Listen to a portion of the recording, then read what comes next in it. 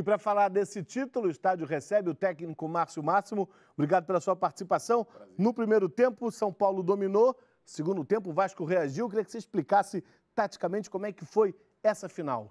Foram dois tempos distintos, né? No primeiro tempo, o São Paulo adiantou a marcação, evitou que o Vasco lançasse as bolas, principalmente para o seu lado esquerdo, com o Lucas Santos, que é o lado forte do Vasco, e neutralizando isso, obteve a vantagem, até de um certo modo, com facilidade. No segundo tempo, os papéis se inverteram. O São Paulo recuou, tentando garantir.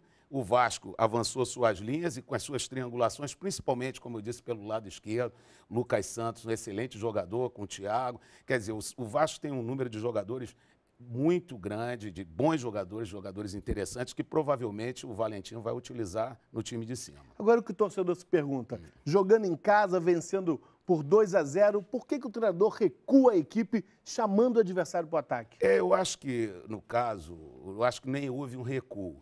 Quer dizer, o Vasco adiantou as suas linhas e o São Paulo, com 2-0, achou que o Vasco fosse abrir ali atrás. E o Vasco dominou e não deu chance.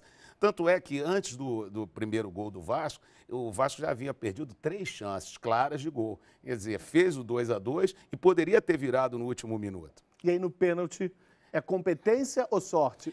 Eu, particularmente, acho que os jogadores do Vasco bateram mal seus pênaltis, né? É óbvio que tem sempre a qualidade do goleiro, mas acho que, nesse caso específico, acho que os jogadores do Vasco bateram mal. E a pressão para o São Paulo era maior, né? Exatamente, principalmente nessa idade. Essa idade, a parte emotiva, os jogadores sentem muito. Então, principalmente com o estádio cheio, talvez muitos deles não tenham jogado com um estádio assim. E sentiram. De uma maneira geral, a Copinha... Você viu alguns jogadores que já estão prontos para ir para o profissional? Não só dos 2 finalistas, mas na competição como um todo. O Gaetano, são 2 situações distintas e paradoxais até. Porque o São Paulo, por ter muito investimento, provavelmente seus jogadores não vai dar muitas oportunidades para esses garotos subirem imediatamente. E o Vasco, pela emergência, pela situação financeira, acontece o oposto. Só que às vezes são lançados também prematuramente. Então, tem que haver um equilíbrio nisso, né? Acho que o Vasco vai utilizar mais jogadores do que o São Paulo nesse primeiro momento. Para a gente encerrar, algum nome que você destaca nessa competição? Eu acho que o Lucas Santos, pelo que mostrou, de um modo geral, o Lucas Santos, gostei muito também do Gabriel Santos, do São Paulo, e acho que são jogadores que podem já ajudar as equipes na equipe profissional, no time profissional. Agora, acho que essa Copinha deixa uma sensação para a gente de que o Brasil está bem, ou seja, tem uma geração muito boa que vai aparecer.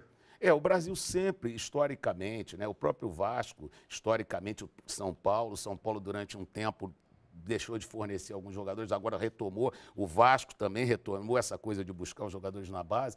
Acho que isso é muito importante para a renovação do futebol.